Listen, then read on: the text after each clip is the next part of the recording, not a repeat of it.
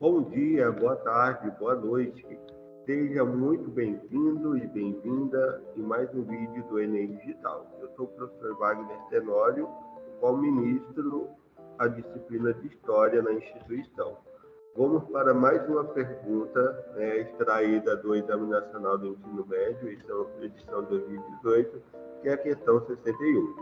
Lembrando algumas dicas, para resolver essas questões, é sempre fazer uma leitura atenta dos enunciados da pergunta, porque esse enunciado já traz algumas informações que vão facilitar vocês responderem as perguntas com grande êxito. Então vamos lá ler o enunciado e depois a pergunta.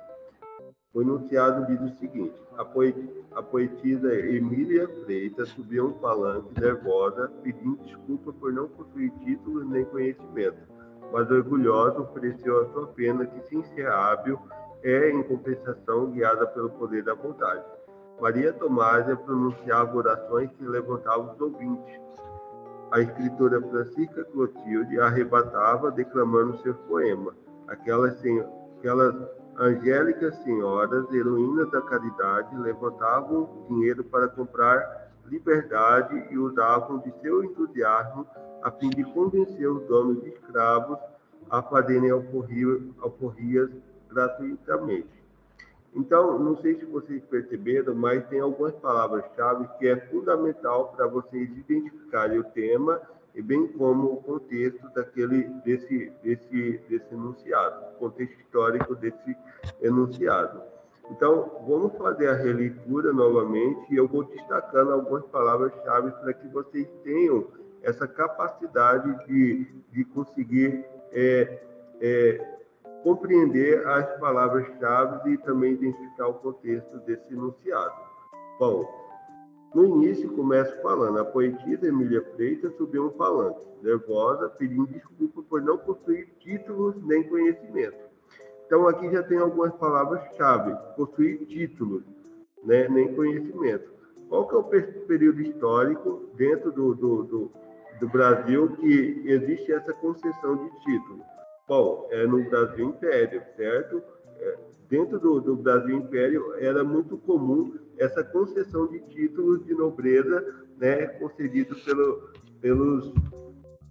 por Dom Pedro, pela família real.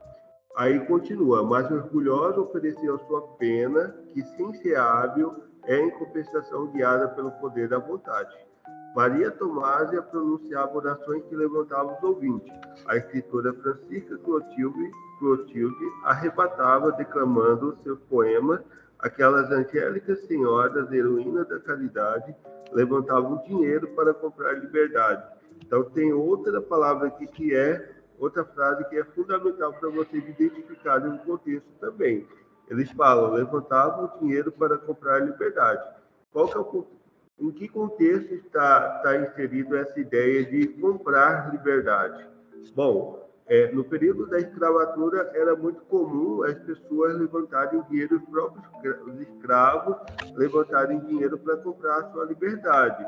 Então, por isso que ela está falando sobre essa possibilidade de comprar a liberdade com levantamento de dinheiro.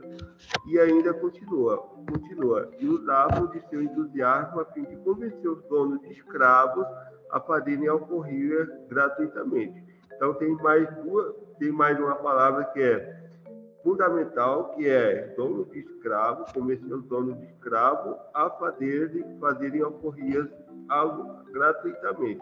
Alforria era a carta de concessão de tornar o escravo não mais escravo, certo? Então tem algumas palavras-chave que é fundamental para a gente identificar o contexto histórico e o tema.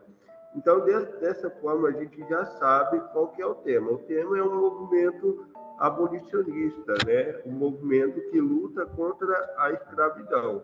O contexto histórico que esse poema, que esse enunciado traz, é o Brasil Império.